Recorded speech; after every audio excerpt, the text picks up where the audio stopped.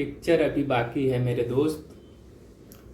TBK के समर्थन में देखिए आज CPI-M और CPI-L आते हैं कि नहीं। अगर नहीं आते हैं तो क्या होगा? क्या गवर्नर की हठ धर्मिता से विजय अपनी सरकार नहीं बना पाएंगे?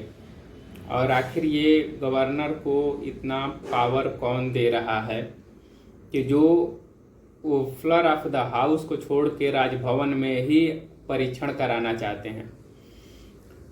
और ऐसा नहीं हुआ तो क्या DMK और AIADMK मिलके 118 का आंकड़ा पार करके और सरकार बनाएंगे? यह एक इतिहास का नया गठबंधन होगा।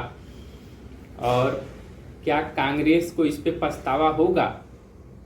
क्या जनता विजय के समर्थन में आएगी? इस बारे में हम बात कर रहे हैं, क्योंकि अगर ऐसा होता है तो कांग्रेस ने बड़ी रणनीतिक सूझबूझ से विजय को समर्थन दिया है, क्योंकि जनता विजय से दिल से जुड़ी हुई है।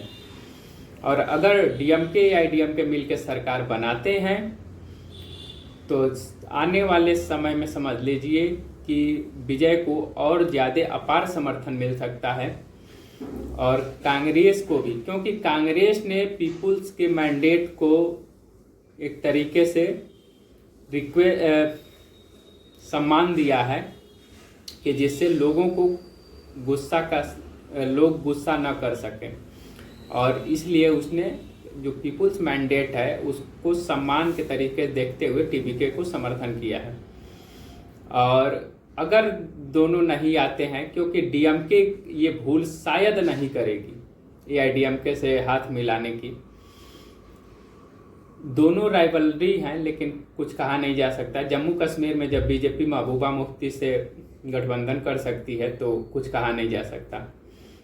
लेकिन अगर ऐसा नहीं होता है तो फिर BJP एक विधायक के साथ सरकार बनाएगी। यह भी एक ऐतिहासिक घटना होगी। 48 घंटा तमिलनाडु के लिए एक मतलब मैजिक की तरह है कि आप देखिए वहाँ पे क्या होता है। क्योंकि अगर एक के साथ गवर्नर फिर बैठेंगे, फिर 6 महीने बाद चुनाव हो सकता है। तो ये सारी चीज़ें घटनाएं हो सकती हैं। पर एक बात याद आ रही है कि पिक्चर अभी बाकी है मेरे दोस्त, क्योंकि अगर किसी की भी सरकार बनती है तो ये श्योर है कि 5 साल वो नहीं चलने वाली, बीच में ही टूट सकती है।